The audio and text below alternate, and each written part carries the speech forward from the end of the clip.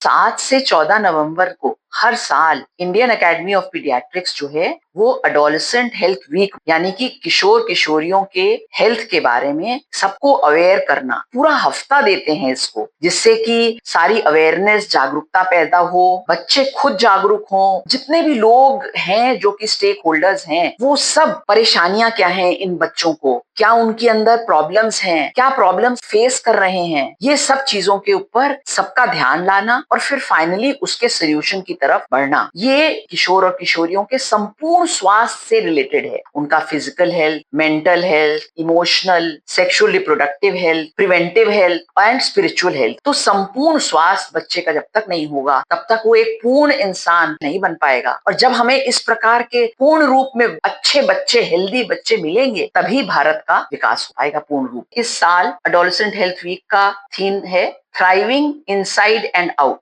Strengthening adolescent physical and mental health. मतलब संपूर्ण रूप से किशोर की, किशोरी की हेल्थ के बारे में हमें बात करना है, उसको स्ट्रॉन्ग करना है, उसके फिजिकल हेल्थ, उसके मेंटल हेल्थ, अंदरूनी रूप से और बाहरी रूप से भी, हर रूप से वो संपूर्ण रहे, पूर्ण रहे। अक्सर आपने सुना होगा और देखा होगा, एक 12-13 साल का बच्चा घर आता है, माँ बोलती है बेटा स्कूल कैसा था, बच्चा जवाब देता है ठीक था। माँ पूछेगी क्या सीखा, कुछ नहीं। पेरेंट बिल्कुल फ्रस्ट्रेट हो जाता है, वो सोचता है मैं तो बच्चे के साथ एक संवाद एस्टैब्लिश करना चाह रहा हूँ कि बच्चे का आज हुआ क्या, दिन कैसे था, लेकिन हमें सिर्फ एक शब्द में आंसर मिल रहा है। ऐसा नहीं है कि जो बच्चा है वो बात नहीं करना चाहता है, लेकिन हम कैसे बात करते हैं, हम उसकी बात को कैसे सुनते हैं, ये ज्यादा जरूरी है। हमें क्वेश्चन का आंसर नहीं निकलवाना है, लेकिन एक स्पेस क्रिएट करनी है जहां पे बच्चा खुद चाहे कि वो हमसे अपनी बात को शेयर कर सके। तो आज के समय में टीनेजर को बड़ा करने का मतलब है कि हम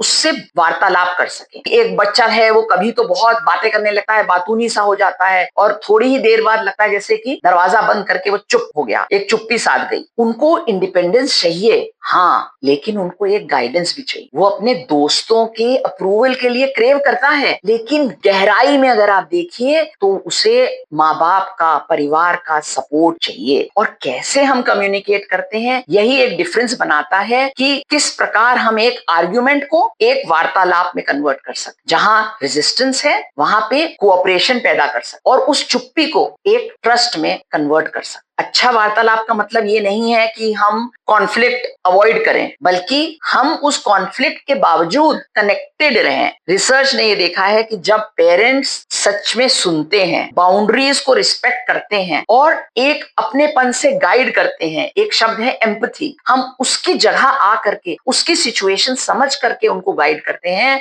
तो ये बच्चे, ये किशोर जो हैं अपने स्ट्रगल्स हमसे शेयर करते हैं। तो हमें ये देखना है कि हम बातें कम करें और सुने ज्यादा। सबसे पहली बात है कि माँ बाप को कंसिस्टेंटली प्रस्तुत होना चाहिए, अवेलेबल होना चाहिए। बच्चे से एक कनेक्शन बनाएं, डेली का कनेक्शन, थोड़ी थोड़ी देर के लिए, और उससे मिलें। जब मिलते हैं आंख में आंख डाल करके बात करें, थोड़ा शारीरिक संपर्क भी हो और जो वादे करते हैं उनको पूरे करें। दूसरी बात, जब हम सुनते हैं तब हम बिना जजमेंट के सुन, यानी कि हमें रिएक्ट नहीं करना है। जब बच्चा बोलने लगता है तो सीधे ब्लेम करना, लेक्चर देना, ये नहीं करना है, बल्कि हमें ये बोलना है कि हम बहुत खुश हैं कि तुमने अपनी ये दिनचर्या की ये बात हमसे शेयर करी। बच्चे के शेयर करने के लिए एक सेफ स्पेस बनाएं, यानी कि जगह नहीं, अपने दिल में, अपने दिमाग में। बच्चे को ये पता होना चाहिए कि जब मैं अपने माँ बाप से बात करूंगा तो ना तो वो उसके लिए मुझे पनिश करेंगे और ना मेरा अपमान करेंगे। हमें बल्कि ये बोलना चाहिए कि बेटा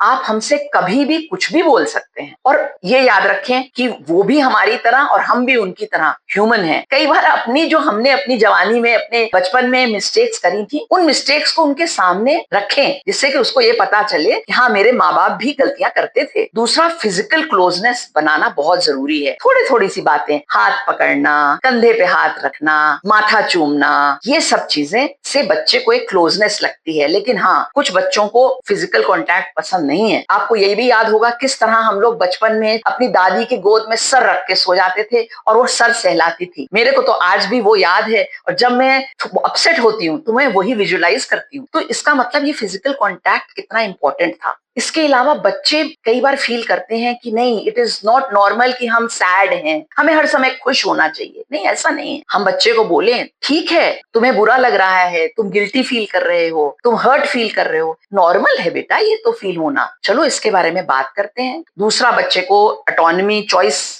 लेने की क्षमता उसके अंदर ये डेवलप करिए कि वो एक इंडिपेंडेंट डिसीजन ले सकता है। तो जब हम कभी डिसीजन ले रहे हैं ना कि घर में कितनी देर मोबाइल चलाया जाएगा, कहाँ कहाँ पे मोबाइल नहीं चलाया जाएगा, इसमें बच्चे का भी इनपुट लीजिए। और हाँ, अगर आपसे कभी गलती हो जाए तो कभी भी माफी मांगने के लिए, अपोलोजाइज करने के लिए कभी भी पीछे मत हटिए। अगर आपने चिल्ला के बच्चे को बोल दिया है तो बोलिए, बेटा आई एम सॉरी, मैंने आवाज ऊंची कर ली, चलो मेरी गलती थी, चल अब बात कर लेते हैं। ठीक, तो बच्चे को ये पता चलेगा कि अगर हम गलती करते हैं तो हम नॉर्मलाइज भी कर सकते हैं। रिलेशनशिप्स में अगर कभी थोड़ा सा तनाव आ गया तो मेंड भी हो सकते हैं। इसके अलावा जब वो कुछ भी कर रहा है तो हमें उसके एफर्ट को, उसके ग्रोथ को वो अप्रिशिएट करना है, ना कि रिजल्ट को। तो अगर बच्चे को बहुत अच्छा रिजल्ट नहीं आया लेकिन ठीक ठाक है, तो हम ये बोल सकते हैं कि बेटा मैंने देखा तुमने काफी मेहनत करी इस बार, तो रिजल्ट पे हम नहीं आए लेकिन मेहनत करी वो हमने अप्रिशिएट किया। हमें एक शांत प्रेजेंस रखनी है अपनी, हमारी बॉडी लैंग्वेज, हमारी टोन, इससे बच्चे को लगता है कि वो सेफ है। देखिए, कनेक्शन दो लोगों के बीच में एक ब्रिज है। अब वार्तालाप उस ब्रिज पर चले, हमेशा ऐसा ही होता है। अगर आप बात करना शुरू करते हैं और कनेक्शन नहीं है तो ये तो क्रिटिसिज्म, जजमेंट, ये सब आएगा। जब आपका एक कनेक्शन बनता है तब आप बात कर सकते हैं। तो अब हम बात करते हैं कि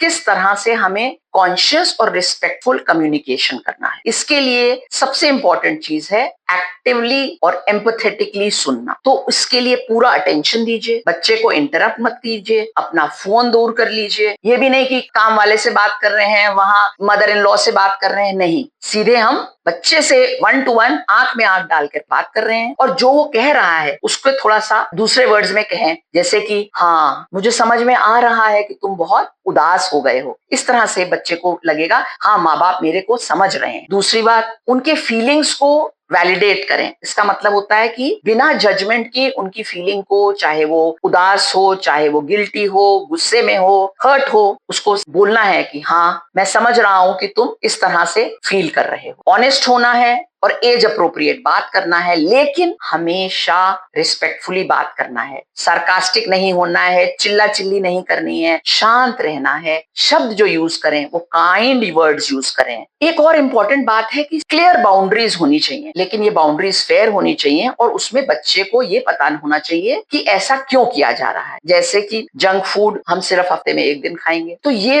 बताना है कि क्यों हम जंक फूड कम कर रहे हैं, क्यों तुम्हारा स्क्रीन टाइम कम करने की बात कर। इसको जब बच्चा ये जानेगा क्यों कर रहे हैं तो वो उसमें कोऑपरेट करेगा और रिवोल्ट नहीं करेगा। उनको सोल्यूशन मेकिंग में इन्वॉल्व करना है, कितने बजे करेंगे, कैसे करेंगे, सब चीज में। और जो हम कहते हैं ना उस आचरण का खुद भी फॉलो करना है। बच्चा देख रहा है कि पापा मम्मी तो बोल रहे हैं कि ये नहीं करो और खुद कर रहे हैं। एक इंपॉर्टेंट चीज है, हम जब बच्चे से बात करें तो आई स्टेटमेंट करके करें।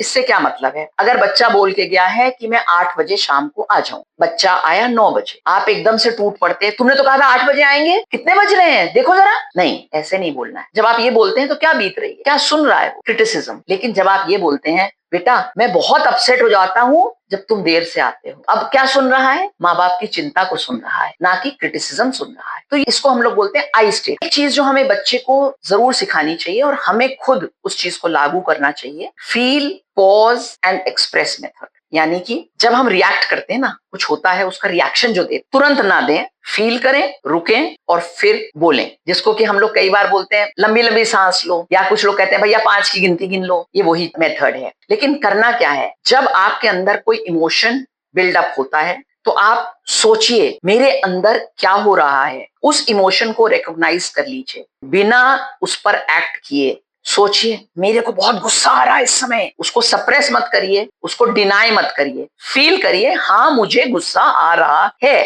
पॉज करिए, एक मोमेंट लीजिए, लंबी सांस लीजिए, अपने को टाइम दीजिए, थोड़े से सेकंड्स कूल डाउन करने के लिए, सोचने के लिए, और अपने को फिर रिमाइंड करिए मुझे अभी रिएक्ट नहीं करना है। इससे क्या होता है, जो आप ऐसे शब्द बोल देते हैं या ऐसी हरकत कर देते हैं जिससे कि बाद में आप रिग्रेट करेंगे, वो आप शब्द रिएक्शन में नहीं बोलते हैं। अब क्या करा, अब हमने एक्सप्रेस करा, क्लियरली और कामली। अब आप शेयर करिए आप क्या फील कर रहे हैं, लेकिन रिस्पेक्टफुल वर्ड्स। जैसे मैंने कहा, ब्लेम नहीं करना, चिल्लाना नहीं, सार्कास्टिक नहीं होना है, ये याद रखना है। और अब हम वही आई स्टेटमेंट्स जो मैंने बोले थे ना, वैसे बोले कि ये बोलने की जगह तुमने मुझसे ऐसे कैसे बोला, ये बोलने की जगह अगर पेरेंट बोलता है मुझे बहुत दुख होता है जब तुम मुझसे, ये टोन ही बदल जाती है और बच्चा रियलाइज करने लगता है। कई बार माँ बाप ये बोलते हैं अरे तुम तो बहुत गंदे हो, या कई बार माँ बाप ये कह देते हैं अपने भाई को देखो कितना बढ़िया कर रहा है, कितना मेहनती है। कई बार हम लड़के को ये बोल देते हैं क्या लड़कियों जैसी बात कर रहे हो। कई बार ये भी बोल देते हैं तुम तो इस परिवार के नाम पर कलंक हो। ये बातें हमें कभी बच्चों से नहीं कहनी चाहिए, क्योंकि घर कर जाती हैं ये बातें। एक बहुत अच्छा कोट है, they may forget what you said but they will never forget how you made them feel.